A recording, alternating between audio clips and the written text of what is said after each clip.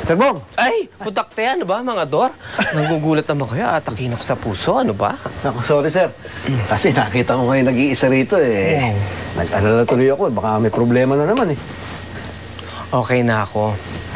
Dahil na-release na ako sa mental hospital, di ba? Maiba nga ako, sir. Ano ba talaga nangyari sa inyo? Kasi sinasabi niyo nagiging babae kayo, kaya isip tuloy ng mga ibang tao, nababaliw kayo. Ako, mga Dor, kung alam nyo lang, talagang gusto ko nang bumalik sa dating ako.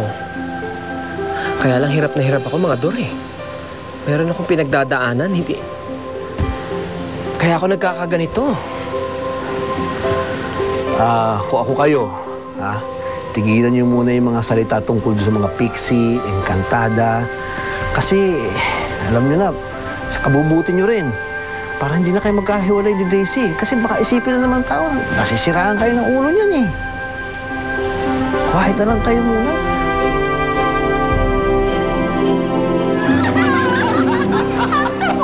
Thank you. Di ba, baby? By the Eat ka way, ng marami. where is Daisy? Hindi ba siya kakain ngayong breakfast? Huwag mo siyang alalahanin, Mama. I'm sure nagmumukmuk yun kasi wala ang daddy niya.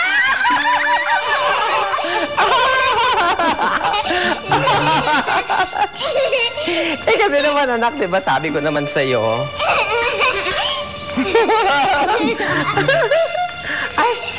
I am so sorry. Maingay ba kami? Kasi nag-exchange kami ng mga corny jokes. Di ba,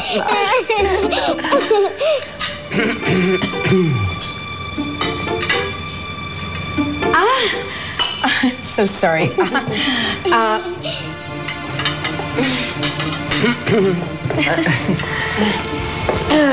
Sige, anak. Excuse us.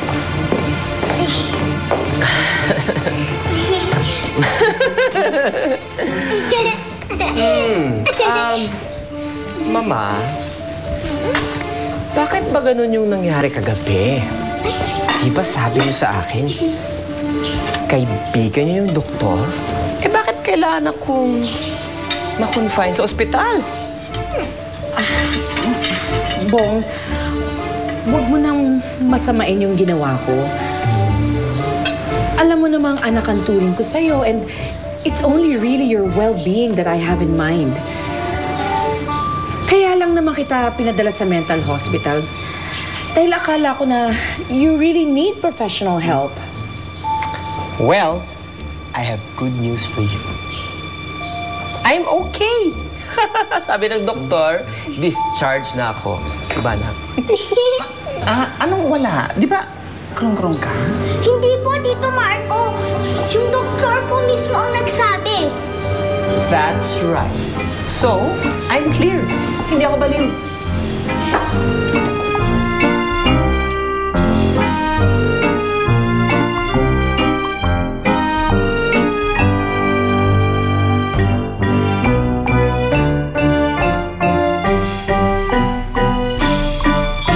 Dahil sa ginawa ni Bong, nasira ang image ng produkto natin sa ibang tao.